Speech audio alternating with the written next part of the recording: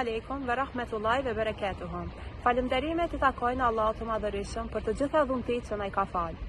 Dhe një ndër dhuntit më të mira se na ka bërë nga umeti të dërguarit të fundit Muhamedit. Paqja dhe mëshira e Allahut qoftë mbi të, familjen, shokët dhe pasuesit e tij.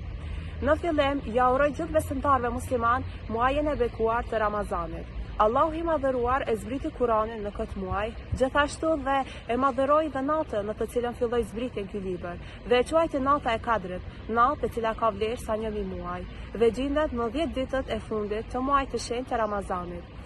Në këtë natë, Allahu e gjykon në mënyrë të prerë kaderin e gjithë krijesave, kush do të lindë e kush do të vdesë, të mirën dhe të keqen. Kështu që pëlqehet që të bëjmë sa më shumë lutje duke qenë për ulur, i nënshtruar ndaj Allahut me frikë dhe me shpresë që të na mundson për jetimin e kësaj nate.